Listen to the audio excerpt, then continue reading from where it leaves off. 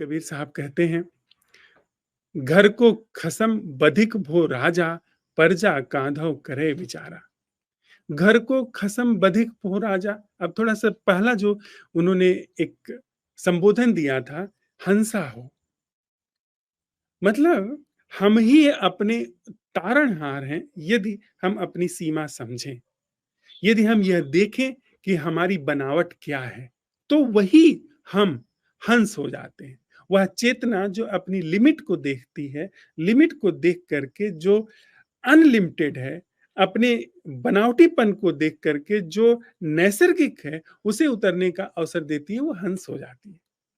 और जो चेतना अपने को ही स्वयंभू समझती है, अपने को ही कर्ता धर्ता समझती है, उसको अब वो कह रहे हैं कि घर को खसम बधिक भो राजा। खसम का मतलब स्वामी, पति। जो घर का स्वामी है, अगर वही बधिक हो जाए, वही विनाश के लिए तुल जाए, तो फिर आगे वो कहते हैं, प्रजा कांधव करे बेचारा। फिर सारी प्रजा क्या करेगी? अब कोई राजा ही बधिक हो जाए, वो मारने काटने लगे अपनी प्रजा को, तो प्रजा बेचारी क्या करेगी? उसके पास कोई फौज फांटा थोड़ी है, उसके पास कोई तलवार भाला थोड़ी है, बंदूक थोड़ी है। अब वही मारने के लिए लग जाए तो प्रजा बेचारी मारी जाएगी।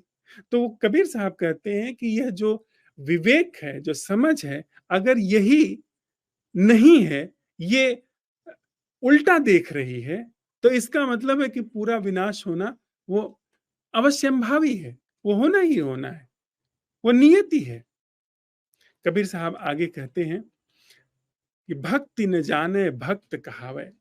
भक्ति न जाने, आप समझे, पूरा एक बड़ा वर्ग है जो भक्ति को बड़ा प्रश्रय देता है कि भक्त हो जाइए, अपने आराध्य के चरणों में अर्पित हो जाइए।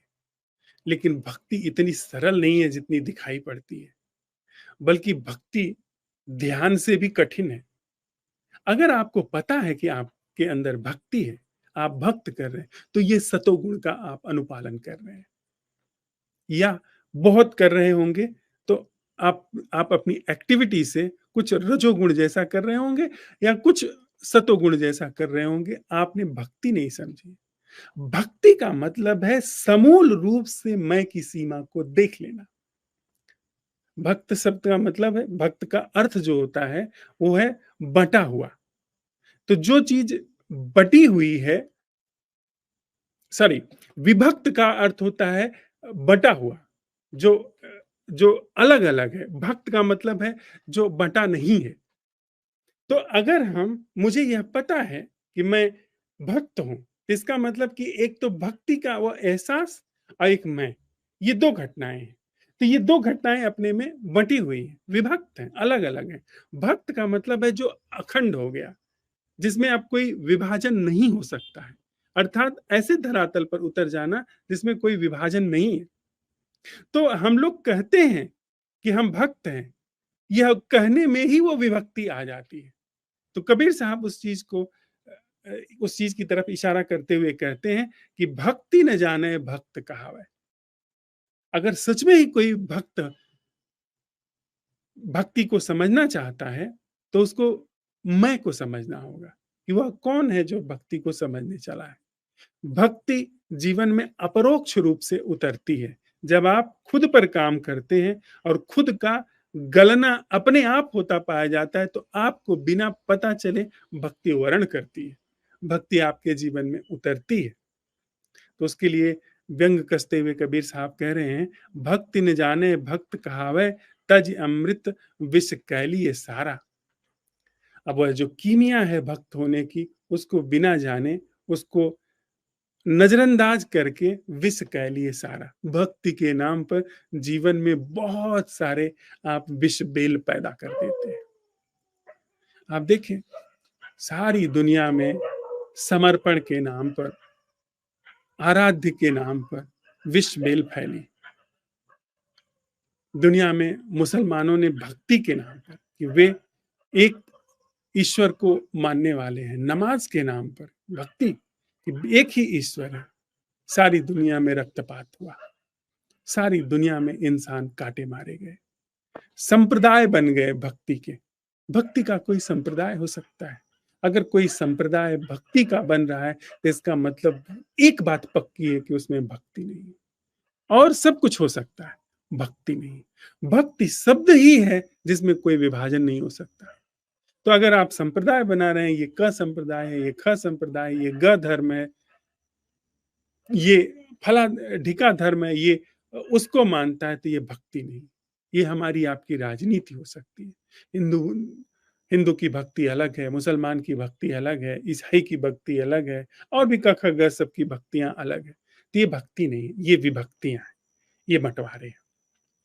कबीर साहब आगे कहते हैं, आगे बढ़े ऐसे ही भूले, तिनहु न मानल कहा हमारा। आगे बढ़े, बहुत एक मार्के की बात कबीर साहब उनको संबोधित करते हुए कह रहे हैं, जो अगुआ है, जो आगे हैं, उनको सावधान करते हुए कह रहे हैं कि आप पहले सावधान हो जाइए।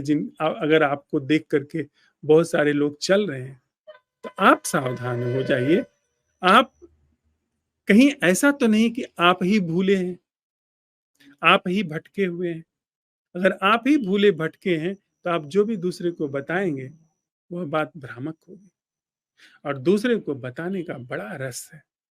विशेष करके यह दिखा करके कि दूसरा नहीं जानता, मैं जानता हूँ। दूसरे को जज करना ही एक तरीके से अपनी प्रतिष्ठा स्थापित करना है। तो ऐसे लोगों को बहुत सावधान करते हैं कबीर साहब कि आगे बढ़े ऐसे ही भूले, तिन्हु न मानल कहा हमारा। मेरा कहा मैंने सभी अगुआ लोगों से, सभी बड़े लोगों से, उन्होंने निश्चित रूप से ब्राह्मणों को काशी के संबोधित किया होगा, जो उनके मित्र रहे होंगे। उनसे उन्होंने कहा होगा कि अगर आपको नहीं पता है, तो मत कहिए। आप सत्य के बारे में कोई प्रवचन मत दीजिए। आप कुछ ऐसा मत कहिए जो आप नहीं जानते हैं। न पक्ष में, न विपक्ष में। आपको क्या पता है सच क्या है? जो कहता है कि वो सच जानता है, वो तो कभी नहीं जानता। लेकिन दंभ, तो कबीर साहब उनको भी डाँटते हुए कहते हैं कि आगे बढ़े ऐसे ही भूले, तिन्हु न मानल कहा हमारा। फिर आगे वो